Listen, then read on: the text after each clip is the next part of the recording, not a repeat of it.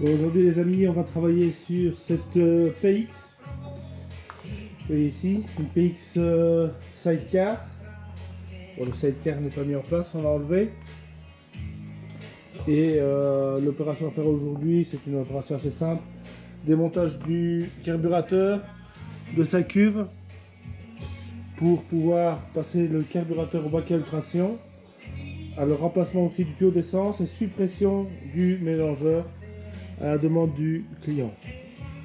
Voilà. PX traditionnel. Donc on va commencer par remplir le bac à ultrasons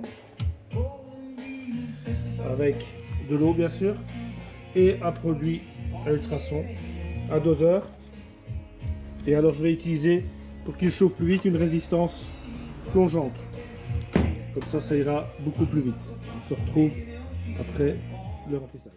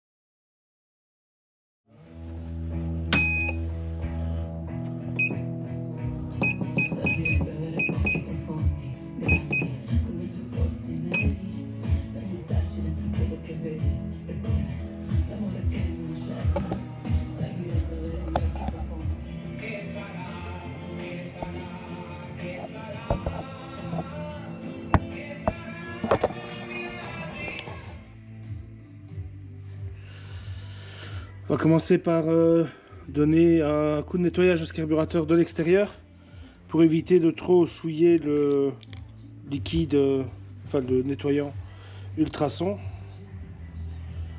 On va mettre de côté tous les anciens joints pour les comparer avec les nouveaux. Donc j'utilise de l'essence, de la vieille essence. Plutôt que de la jeter, ça sert comme essence de nettoyage. Voilà. Voilà, donc il est venu le temps de tout mettre au bac à ultrasons. Il est chaud. Donc on plonge le panier à salade, comme on dit. On ferme. Et puis on va mettre 2 fois une demi-heure. Alors ce modèle-ci, il a une fonction de dégazage. Donc on va utiliser la fonction de dégazage. Ça nettoie beaucoup plus en profondeur et plus rapidement. Je vais vous montrer 2 choses. L'état de la cuve. Voilà, donc on voit vraiment qu'il y a eu crachat d'huile et d'essence. Ok. Là-dedans, il y a la pompe à huile. On va la démonter parce qu'on va la supprimer. On va supprimer le mélangeur. Donc, vu ici avec le client, on va le supprimer. Il fera son mélange lui-même pour avoir 100% de fiabilité. Un mélangeur d'origine Piaggio fonctionne très bien. C'est très fiable s'il est entretenu régulièrement. Mais pour des Vespa qui passent jamais en entretien, pour qui on ne démonte jamais, on remplace jamais le joint. Ben, vous allez voir l'intérieur de la pompe à huile dans quel état c'est. Et je vais vous montrer aussi un petit peu l'état ici du moteur. Regardez comment c'est tout plein d'huile et de gras. Le reniflard qui se trouve là n'a jamais été démonté, n'a jamais été nettoyé, c'est très important. Le reniflard, pour rappel, c'est ce qui régule la pression dans le carter. Si le reniflard il est bouché, s'il y a trop de pression, vous pouvez casser le carter ou le fêler. Donc on va bien sûr remplacer le tuyau d'essence. On a vidangé l'essence. Le réservoir est en bon état. On a vidangé le réservoir d'huile. Et donc on va faire tout ça pendant que le bac à ultrasons il va tourner. Alors, je vais éteindre par contre la vidéo pendant que le bac à ultrasons tourne. Parce que ça va faire des interférences et l'image va être pourrie. Et ça je vais nettoyer dans un bac à essence en attendant. On se retrouve tout à l'heure pour le remontage. Voilà, le baquet ultrason est terminé. Je laisse regarder un peu l'eau. Je vais sortir le carburateur et avant de m'attaquer au carburateur, donc il faudra bien sûr le rincer. Et on va démonter la pompe à huile. Faire attention, c'est chaud.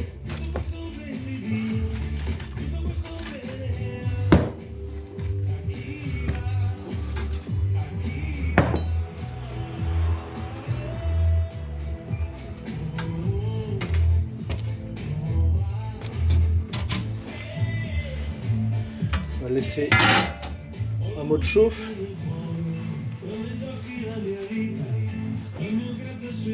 Donc vous voyez un peu le carburateur comment il est sorti. Bien propre. On va aller rincer tout ça. Il faut rincer à l'eau pour que le produit arrête de faire son effet et qu'il ne corrode le carburateur. Maintenant que le carburateur a été rincé, je vais le souffler, donc ça va faire du bruit. Et on va tout étaler pour tout remonter avant de démonter la pompe à huile. Ouvrir l'air.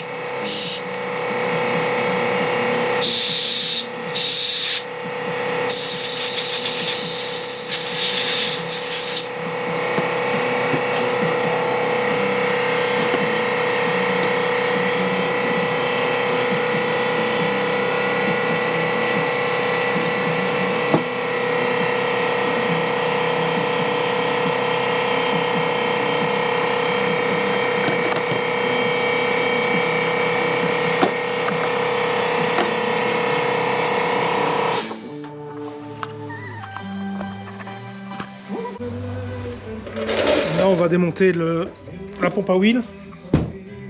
Là, il faut une clé de 10 pour désengager ici ce boulon, cet écrou pardon, qui tient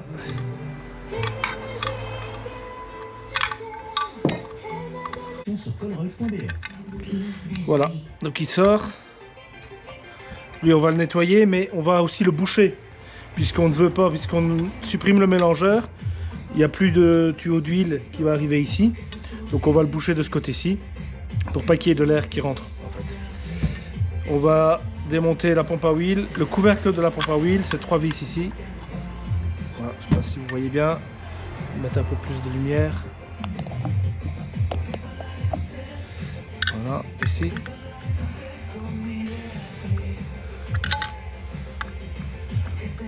On peut le remettre à neuf aussi, hein. Mais bon, avec le client on a discuté et on a choisi cette solution là. Il y a du pour, il y a du contre. Chacun fait comme il veut, mais on peut le remettre à neuf. Je vais vous montrer les pièces qui sont à remplacer pour le remettre à neuf, pour qu'il fonctionne bien. Et c'est ce qu'il faut vérifier. Quelle usure il faut vérifier, parce qu'un couvercle comme ça de pompe à huile d'origine Piaggio, ça coûte très cher. Et bon, bah voilà, donc des petites vis, 1, 2 et 3.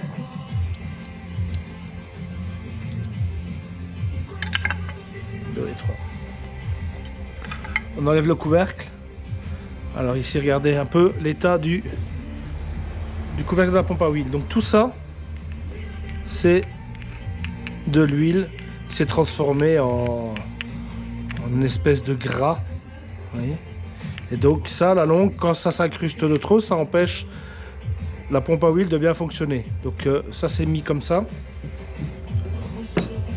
Mis comme ça. Quand vous accélérez, ça tire.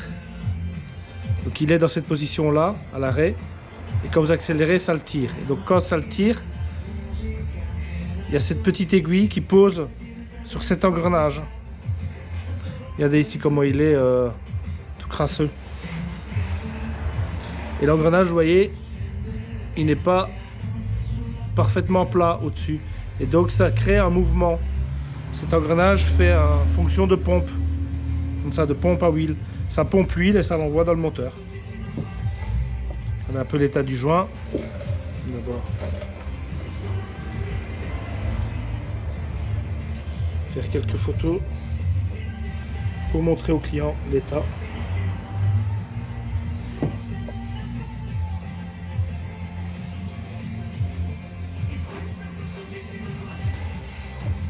Alors pour ce faire, il faut bien nettoyer ce couvercle à huile si on veut le récupérer, bien nettoyer cet engrenage, changer la petite rondelle qui est ici si elle est abîmée, changer bien sûr le joint. Nous on va mettre un joint neuf puisqu'on va quand même fermer le couvercle. Et alors là vous avez un ressort, ici, un petit ressort. Et là vous avez le système de pompe, ici. Voilà, qui peut être enlevé. Pour l'enlever, il faut dévisser l'écrou qui est ici. Lui, il bloque cette pompe là-dedans. Et au fait, si vous comprenez un peu le mouvement, lui, il rentre ici. Il est pompé avec ce système de pompe et il est envoyé dans ce conduit, hop, et ça rentre dans le moteur. Donc c'est pour ça que quand on change un carburateur ou quand on change une pochette de joint, il faut surtout pas se tromper dans le type de pochette de joint. Parce qu'il ne s'agit pas d'aller boucher les trous qui envoient l'huile dans le moteur. Ici, il y a un petit cache en plastique. Et derrière, il y a une petite bille et un tout petit ressort. Ils sont minuscules. Donc quand on fait une rénovation du mélangeur, on enlève ces pièces-ci et on remplace la bille, le petit ressort, le petit caoutchouc, la petite rondelle qui est ici. On nettoie bien tout ça. Le ressort en général, il ne se change pas. Et lui, il faut regarder l'état. Donc s'il a des irrégularités, ça veut dire qu'il commence à s'user. Si l'huile est usée, il ne fait plus son office de pompe. Et donc ça ne fonctionnera plus. Puis je vais le passer au bac à ultrasons, enlever ici les joints, pour lui donner un bon coup de nettoyage. Et pendant ce temps-là, je vais m'occuper du réservoir. On va le plonger. Là.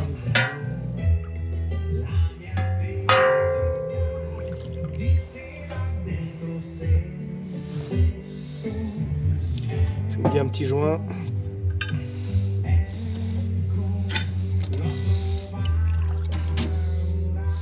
Un, deux, trois. On va les nettoyer.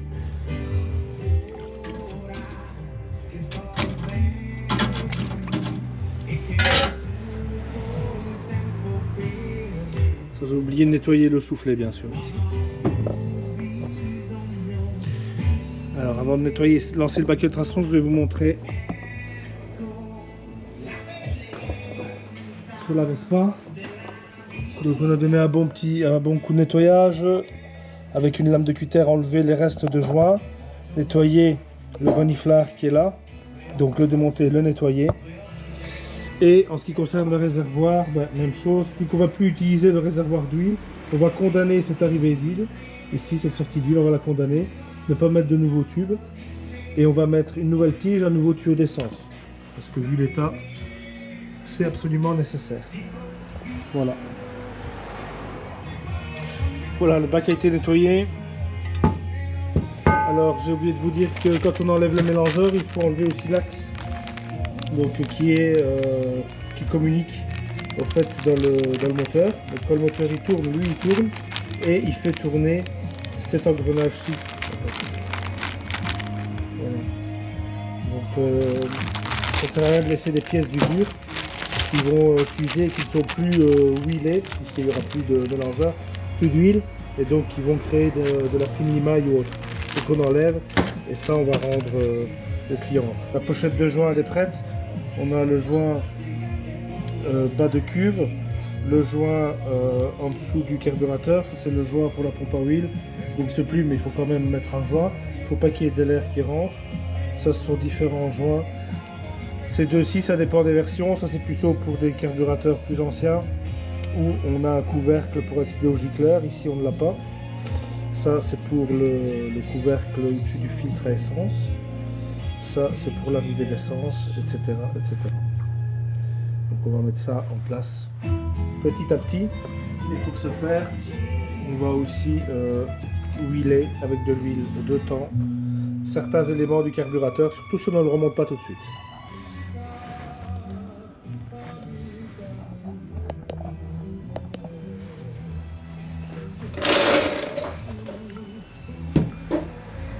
Voilà. On commence à remonter. Aussi, une chose très importante, c'est de bien nettoyer ici le bas du carbu et vérifier sa planéité. Donc ici, c'est déjà été vérifié, je sais qu'il est bien plat. Mais sinon, il faut le mettre...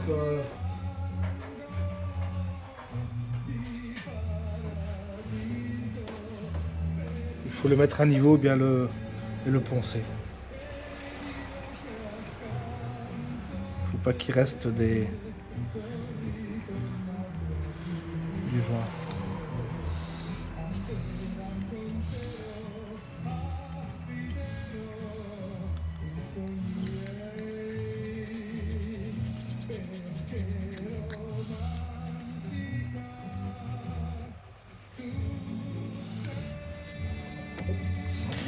Alors, on va mettre un premier joint ici, hop.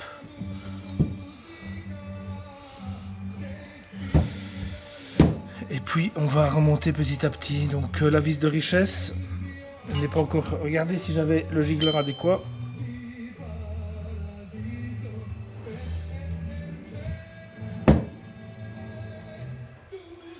Moi j'aime bien de mettre un peu d'huile de temps sur tous les filets. Ça ne fait pas de mal. Donc la vis de richesse, on la revisse à fond. Et on avait dit qu'elle était, donc là elle est bien à fond, à 2 écarts. Moi je vais l'ouvrir à 2, donc je refais mon trait. Au milieu ici, pour régler ma vis de richesse. Normalement c'est une clé de 7. Oui, c'est bien ça. Alors on utilise un accessoire comme ceci, mais on peut plus voir le trait.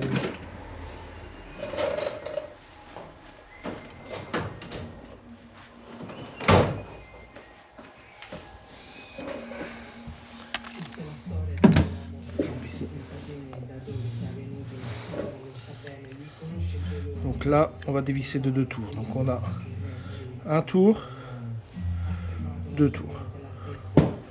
Normalement, le réglage de base, c'est un tour et demi. Mais comme il était ici à 2 tours et quart, à mon avis, il y a quelqu'un qui l'a déjà réglé. Donc ce n'est pas la peine de recommencer.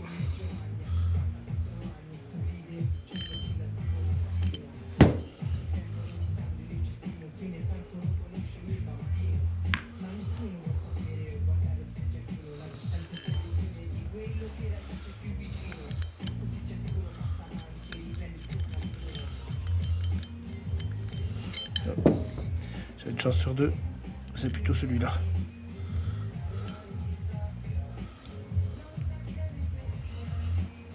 Voilà.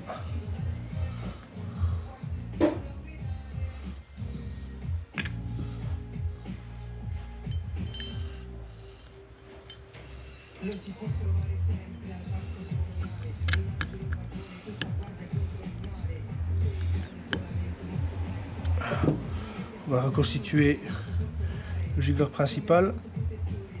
Hop.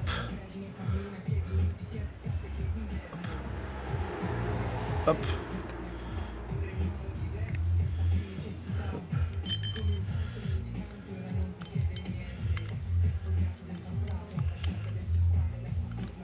Hop. Voilà, ça c'est fait. On va mettre le starter. avec sa vis ici.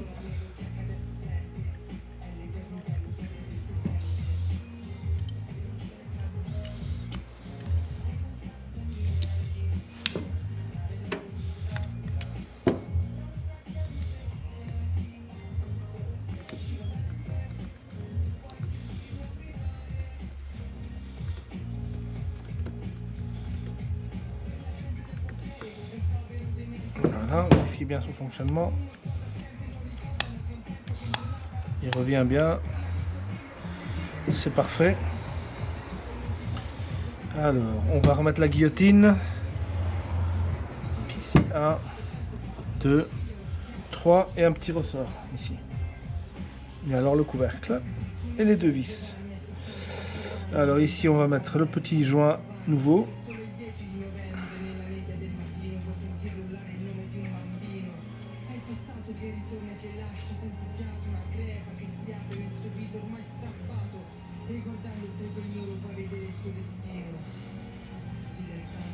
En fait, le fait de mettre un peu d'huile de thon ou de graisse dans certains cas, ça fait gonfler les joints et donc il y a une meilleure étanchéité. Donc ici, voilà, le nouveau joint il a été mis. On va introduire les deux vis. Ça c'est très délicat. Vous voyez, c'est fait par Spaco, c'est de la matière, on dirait vraiment du plastique. Hop. Dans les guides de la guillotine, on va mettre un peu d'huile aussi.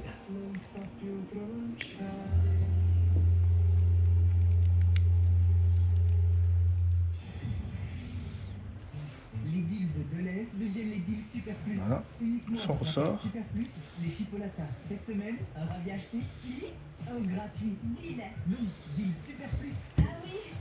Et on referme. Une vis, deux vis. Les deals de Deleuze deviennent les deals Super Plus. Uniquement avec la carte Super Voilà. Plus. Les chipolatas cette semaine, un rabais acheté, plus un gratuit. Deal. Non, deal Super Plus. Ah oui. Deleuze, du côté de la vraie vie. Aussi le dimanche, car la plupart des magasins Deleuze sont ouverts.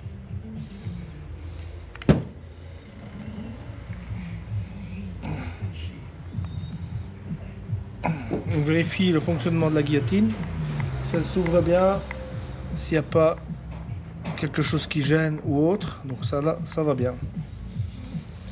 Alors ça c'est le couvercle du filtre, là où il y a le filtre à essence avec son petit joint. Là il y aura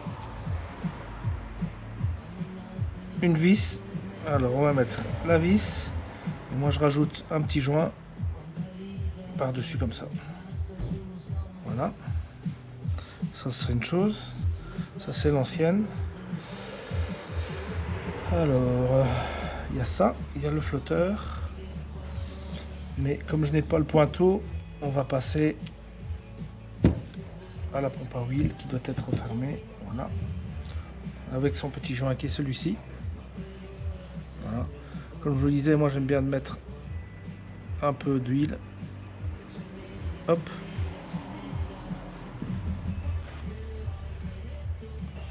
Ça permet au joint de gonfler et d'avoir une meilleure étanchéité. Voilà. Donc ici, il faut être assez minutieux quand on remet en route la pompe à huile.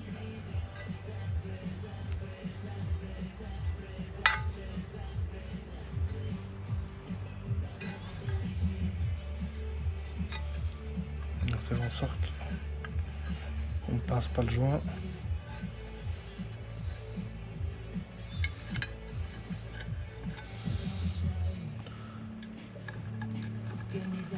Alors c'est valable pour tout le temps, on pointe toujours les vis, on ne sert pas une vis à la fois, on pointe toutes les vis, on les met contre, on regarde que le joint il est bien positionné.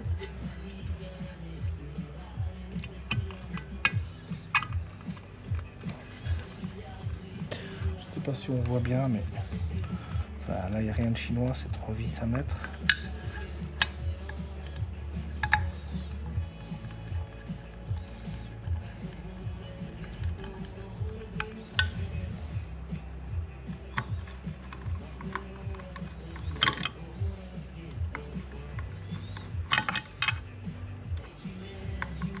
Voilà.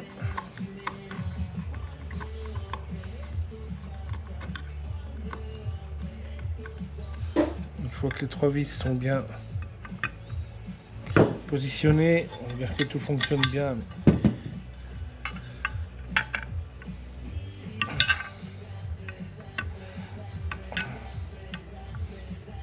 Voilà.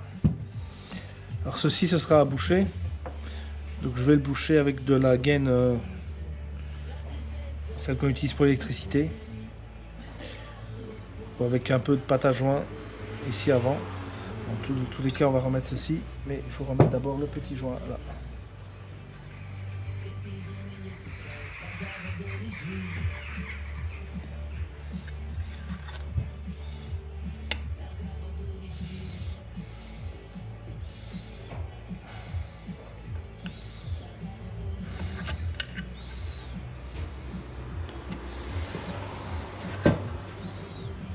Hop.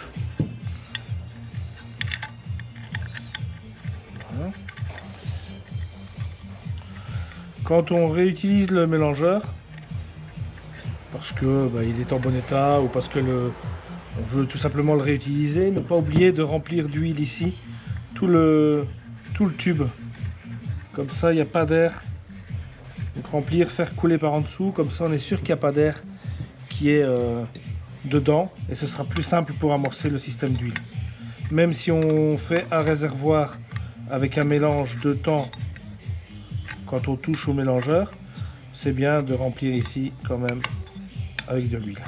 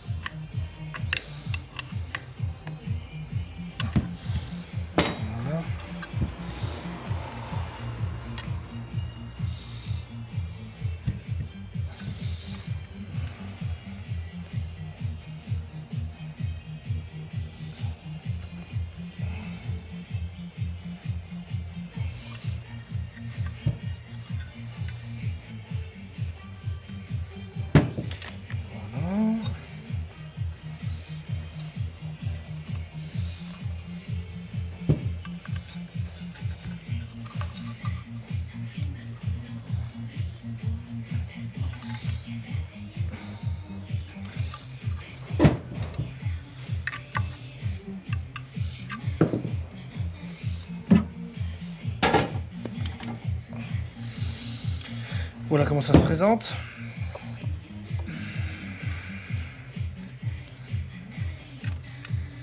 Donc ça c'est la pochette de joint qui sera au-dessus. Voilà. Il y a une vis pour fixer la cuve sur le moteur. Donc voilà, ça ce sera pour la prochaine étape.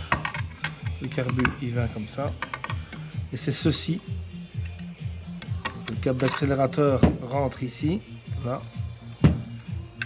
Donc ça ce sera sa position. Et donc quand on accélère, ça tire. Et ça tire sur ici la guillotine. Alors ça on va laisser de côté. Et on va vérifier maintenant si on a un pointeau. La vis de ralenti, on peut la mettre. Donc ici pour ceux qui ne connaissent pas le système, quand on visse, ça ouvre la guillotine. Donc, vous voyez, et donc ça augmente le ralenti. Alors, au début on va laisser comme ça. Un réglage qu'on fera après. Le pointeau il est abîmé, donc on va mettre un nouveau pointeau.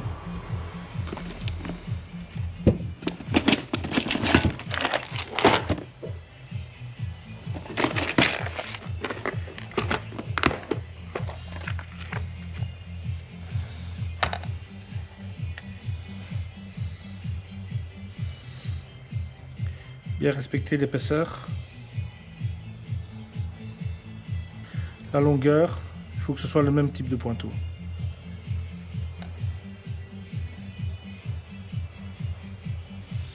C'est celui-ci.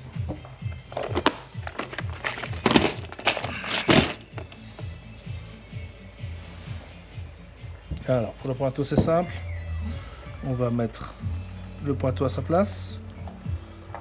Par contre je vais mettre une goutte d'huile ici, ça évitera qu'il colle. Surtout quand vous n'utilisez pas la Vespa tout de suite et que vous venez de la restaurer. Lui aussi. Hop.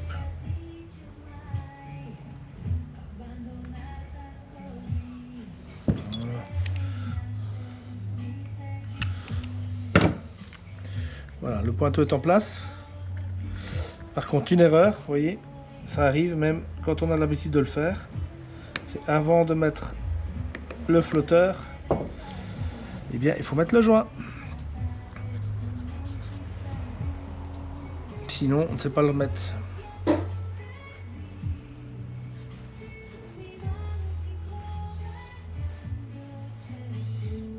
Voilà. Seulement après, on peut mettre le flotteur et le pointeau.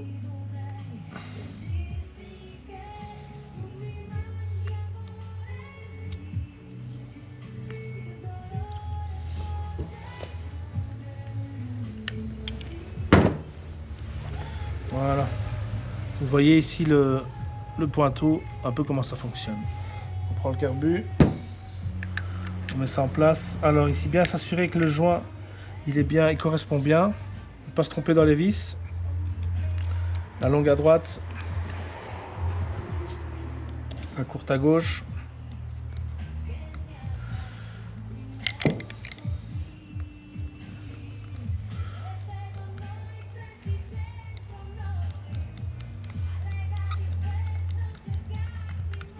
Voilà. Là, c'est une petite clé de 8. Alors, ne pas exagérer ici dans le serrage. Voilà, ça, c'est la 7.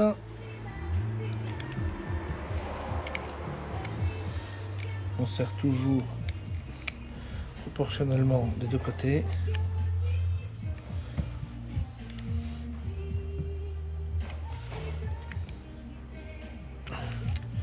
Une fois que le carbu sera sur la Vespa, bien sûr on vérifiera l'étanchéité ici tout autour. Donc on a ce joint là qui est en trop, donc qui ne sert pas. On a celui-ci qui est... Moi j'ai mis celui en caoutchouc, au lieu de mettre celui en papier. Et là on a le filtre, on peut réutiliser l'ancien parce qu'il était vraiment propre. Sinon on met un neuf. Le couvercle, sa vis.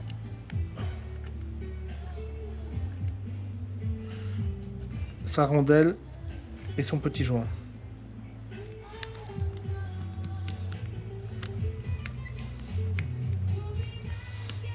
Voilà. Ça c'est le joint de cuve, comme je vous ai dit. Ça c'est le joint qui va ici. Et lui, il va au niveau de la vis qui sert le petit accessoire où on raccorde le tuyau d'essence. Voilà. Et notre carburateur, il est monté.